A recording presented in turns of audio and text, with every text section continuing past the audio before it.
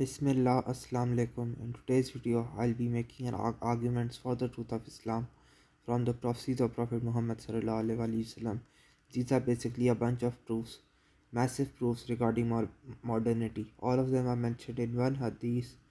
It's actually a Zaif hadith, and I'll get to that in the contention section. But these prophecies are actually quite mind blowing, and I mean it's self evident in most of the cases. This hadith is in Imam Tabarani's book Al Mujam Al Kabir 10556. There are basically six proofs. This actually prophecy has about 23 things. I haven't quoted all of them here because it would have taken way too much space. Now, I'll firstly just read the relevant sections, then I'll go into explaining them. The last hour will not be established until actually, I'll go into them one by one. First part is about basically children being born out of wedlock, right? Bastard children. Now, think about this point. The trend throughout human history has been to have children throughout marriage. Islam came and encouraged marriage, and everyone around Islam encouraged marriage, and having children outside of marriage has always been taboo. And actually misspoke. Bastard children have never been the norm. That's a typo here. But you get the point. This is beyond counterintuitive. No one would make this up. More than that, Islam actively encouraged marriage and discouraged extramarital sex, which would lead to bastard children. So, who would have conceived this 1400 years ago that something like this would become so prevalent? And it has become extremely prevalent. For example, just look at the stats for countries that have bastard children, the percentage of bastard children. This is just extremely widespread in the West, and it's actually quite insane. Who would make up this 1400 years ago going against the trend of entire human history? This is actually a mind blowing proof for the truth of Islam. Second point in the thesis, and you can pause the earlier one if you want to read each particular part of the hadith. This is about basically movements to corrupt women. Do I even need to explain this? Everyone here knows about feminism, right? I don't even need to explain this, it is that self evident. Now, who would have conceived or made this up 1400 years ago? Seems highly unlikely. I don't think something like this would even come to the minds of people 1400 years ago. Who would go around sitting around thinking that there will be movements to corrupt women? Seems like highly unlikely. And I mean, feminism is a worldwide phenomenon right now, so I don't think anyone can doubt this prophecy being fulfilled. Third part is about this that this hadith mentions is the spread of homosexuality.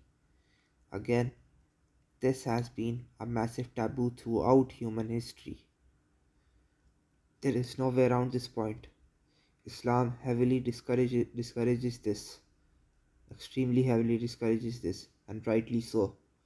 And this is discouraged for basically everyone around Islam at the time of Prophet Muhammad sallallahu alaihi wasallam also discouraged this. The Christians, I don't think the Persians were doing this. I don't think anyone was, and this has always been taboo. More than that, this spreading is highly unlikely. The spread of homosexuality is actually extremely unlikely because men are naturally attracted to women are naturally attracted to men. That's just a fact. Yet this prophecy prophesizes a spread of homosexuality, despite all the no reason to think this. Yet this prophecy has self-evidently been fulfilled nowadays. I don't think anyone can deny this point. I don't think there's any way around this point. This is an absolutely mind-blowing proof for the truth of Islam. Next point in the hadith is basically is about young money, that young people will become massively rich, right? Now again, this is something that has been rare throughout human history, extremely rare throughout human history. Older people have always been wealthy. That's the norm throughout human history because it takes a long time to accumulate wealth. But this trend has changed recently. Zuckerberg was the world's third richest person before the age of 30. The 30-year-old Snapchat CEO, Evan Spiegel, has a net worth of $13.8 billion. There are teenagers who are billionaires.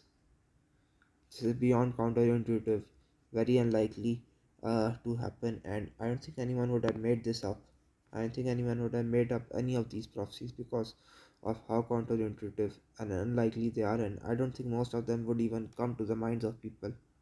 Yet these prophecies are clearly fulfilled, self-evidently fulfilled, which is why these are massive proofs for the truth of Islam. Next thing, basically the hadith mentions the rain will be burning, uh, which is easily correlated with acid rain, right? Do I even need to explain this? Most of you already know about the phenomena of acid rain. Now, who would make up something like this?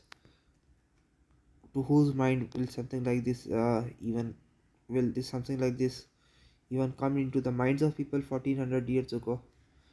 Seems highly unlikely, and there's no reason to think that something like this would happen. Yet this is prophesied, and it is clearly happening nowadays, which is why it's a massive proof for the truth of Islam. The sixth hadith, the sixth point argument I'm using is basically about dishes communicating. Right? This hadith says that dishes will be communicating, and the word used there is basically for a round dish, a bowl like round dish will be communicating. Now, who would make up something like this, right? In the 1970s, the satellite dish basically revolutionized how people watch TV, listen to radios, use telephones, navigate vehicles and vessels, and observe the stars above.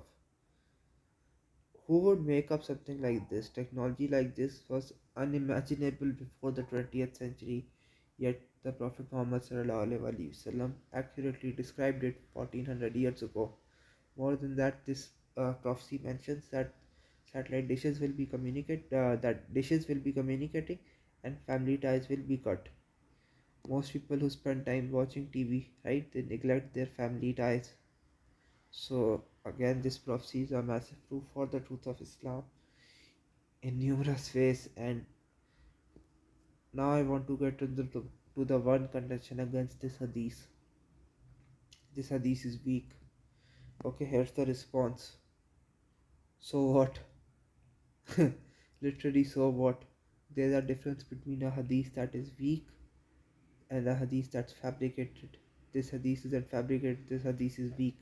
And what this hadith being weak means, we can't we can't guarantee it's authentic. We can't know whether it goes back to Prophet Muhammad sallallahu alaihi wasallam or not.